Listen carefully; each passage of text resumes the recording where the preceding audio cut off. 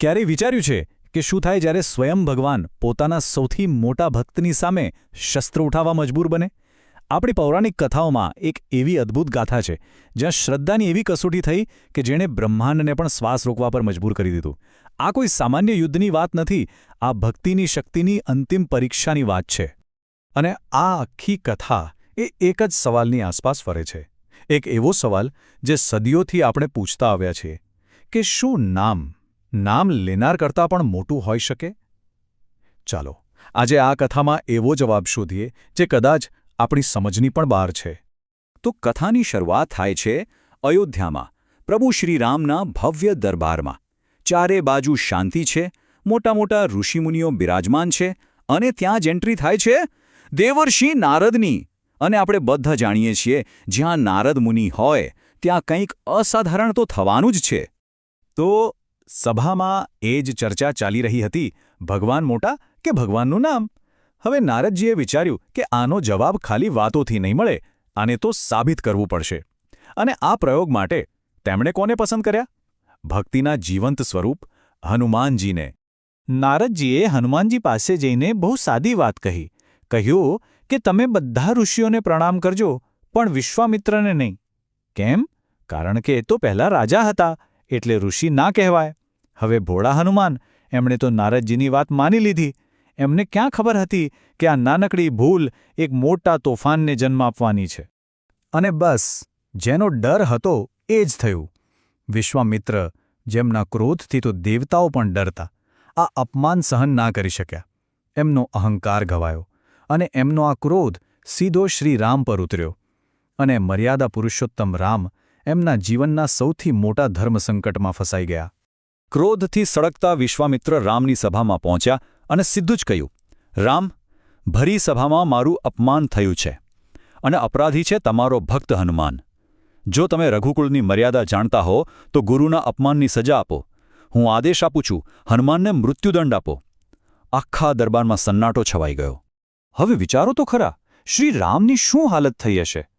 એક તરફ ગુરુનું વચન અને રઘુકુળની એ પરંપરા જે કહે છે કે પ્રાણ જાય પર વચન ન જાય, અને બીજી તરફ પોતાનો પરમ ભક્ત હનુમાન, જેનો શ્વાસ પણ રામ નામથી ચાલે છે. આ કર્તવ્ય અને પ્રેમ વચ્ચેની લડાઈ હતી. અને અંતે મર્યાદા પુરુષોત્તમે મર્યાદા પસંદ કરી. ભારે હૃદયે, આંખોમાં આંસુ સાથે શ્રીરામે પોતાના જ હનુમાનને મૃત્યુદંડની સજા સંભળાવી દીધી. એક ક્ષણ એવું લાગ્યું જાણે ભગવાન પણ પોતાના કર્તવ્ય સામે લાચાર થઈ ગયા. પણ કથા અહીં પૂરી નથી થતી. અહીંથી તો શરૂ થાય છે. દ્રશ્ય છે સરયુ નદીનો કિનારો. એક તરફ હાથમાં ધનુષ્ય બાણ લઈને ઊભા છે જગતના નાથ પ્રભુ શ્રીરામ, અને એમની સામે કોઈ શસ્ત્ર વગર આંખો બંધ કરીને ધ્યાનમાં બેઠા છે એમના ભક્ત હનુમાન. દેવતાઓ પણ આકાશમાંથી અદ્ભુત દૃશ્ય જોવા થંભી ગયા હતા. હનુમાનજીએ નારદજીને પૂછ્યું, હવે હું શું કરું?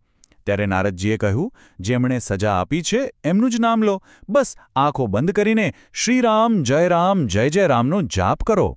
હનુમાનજી પાસે કોઈ ઢાલ નહોતી, કોઈ તલવાર નહોતી. એમનું એકમાત્ર શસ્ત્ર હતું એમના ભગવાનનું નામ. શ્રીરામે ધનુષ્ય ઉઠાવ્યું, પ્રત્યંચા ખેંચી અને બાણ છોડ્યું. આ કોઈ સાધારણ બાણ નહોતા. આ એ જ બાણ હતા જેણે રાવણ જેવા અજેય યોદ્ધાનો અંત કર્યો હતો. બધાને લાગ્યું કે બસ એક જ ક્ષણમાં બધું સમાપ્ત થઈ જશે. પણ પછી જે થયું એણે બધાના શ્વાસ થંભાવી દીધા. શ્રીરામનું શક્તિશાળી બાણ હનુમાનજી પાસે પહોંચ્યું અને એમને સ્પર્શ કર્યા વગર જ શાંત થઈને નીચે પડી ગયું. જાણે કોઈ અદૃશ્ય દિવાલે એને રોકી લીધો હોય. એક પછી એક બધા જ દિવ્યાસ્ત્રો નિષ્ફળ. રામ નામની શક્તિ સામે રામના જ અસ્ત્રો હારી રહ્યા હતા. પોતાના બધા અસ્ત્રોને નિષ્ફળ થતા જોઈ શ્રીરામ પાસે હવે છેલ્લો વિકલ્પ બચ્યો હતો. વચન તોડાય નહીં, એટલે તેમણે એ શસ્ત્ર ઉઠાવવાનો નિર્ણય કર્યો જેનો ઉપયોગ એટલે સૃષ્ટિનો વિનાશ. સંઘર્ષ હવે પોતાની ચરમસીમા પર હતો. અને એ શસ્ત્ર હતું બ્રહ્માસ્ત્ર. આ કોઈ સામાન્ય શસ્ત્ર નથી. આ બ્રહ્માંડનું સૌથી વિનાશક, અચૂક શસ્ત્ર છે, જેનો કોઈ તોડ નથી, જેનો ઉપયોગ ફક્ત ત્યારે જ થાય જ્યારે બીજું કંઈ જ કામ ન કરે. અને શ્રીરામે એ જ બ્રહ્માસ્ત્ર હનુમાન પર છોડ્યું. જેવી શ્રીરામે બ્રહ્માસ્ત્રને મુક્ત કર્યું, આકાશ જાણે ફાટી પડ્યું. ભયંકર ઊર્જા, આખું બ્રહ્માંડ ડરથી કંપી ઉઠ્યું. દેવતાઓ પણ ગભરાઈ ગયા, કારણ કે બ્રહ્માસ્ત્ર જો પોતાના લક્ષ્યને ભેદે તો પ્રલય નિશ્ચિત હતો, અને એ બ્રહ્માસ્ત્ર હનુમાનજી તરફ ધસી રહ્યું હતું. પણ પછી એ ચમત્કાર થયો જેણે ઇતિહાસ રચી દીધો. વિનાશક બ્રહ્માસ્ત્ર હનુમાનજી પાસે પહોંચ્યું અને જાપના એ દિવ્ય કવચને અડતા જ એની બધી જ ઊર્જા શાંત થઈ ગઈ. એણે હનુમાનજીને નમન કર્યું હોય એમ એમની પરિક્રમા કરી અને શાંતિથી પાછું ફરી ગયું. અરે, જેના હૃદયમાં જ રામ વસે છે અને રામનું શસ્ત્ર કેવી રીતે નુકસાન પહોંચાડી શકે? બસ, યુદ્ધ પૂરું. નારદજીએ જે દિવ્ય લીલા રચી હતી એનો હેતુ હવે બધાની સામે સ્પષ્ટ થઈ ગયો હતો. જે વાત શબ્દોમાં નહોતી સમજાવી શકાતી એ આજે આખા બ્રહ્માંડે પોતાની આંખોથી જોઈ લીધી હતી. આ દ્રશ્ય જોઈને જેમના અહંકારને સૌથી વધુ ઠેસ પહોંચી હતી એ જ વિશ્વામિત્રની આંખો ખુલ્લી ગઈ. એમને સમજાયું કે જ્ઞાન અને તપના અહંકારમાં એ ભક્તિની શક્તિને ભૂલી ગયા હતા. એમણે તરત જ દોડીને શ્રીરામને એમના વચનથી મુક્ત કર્યા અને હનુમાનજીને ગળે લગાડી દીધા. તો આખી કથા આપણને શું શીખવે છે?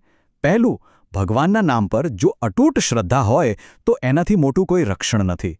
બીજું, જ્યારે આપણે સંપૂર્ણ સમર્પણ કરી દઈએ છીએ ત્યારે ભગવાન પોતે આપણી રક્ષા કરવા બંધાયેલા છે. અને સૌથી અગત્યનું, સાચી શક્તિ અહંકારમાં નહીં પણ ભક્તિ અને નમ્રતામાં છે. અને અંતે એ જ સત્ય સાબિત થયું જેની ચર્ચા રાજસભામાં શરૂ થઈ હતી. રામ કરતાં રામનું નામ મોટું છે. આ કથા આપણને એ જ સંદેશ આપે છે કે જીવનમાં મુશ્કેલી ભલે બ્રહ્માસ્ત્ર જેવી મોટી કેમ ન હોય, જો નામ પર શ્રદ્ધા હોય તો કોઈ શક્તિ આપણને નુકસાન પહોંચાડી શકતી નથી. સવાલ ફક્ત એટલો જ છે કે શું આપણામાં હનુમાનજી જેવી શ્રદ્ધા છે?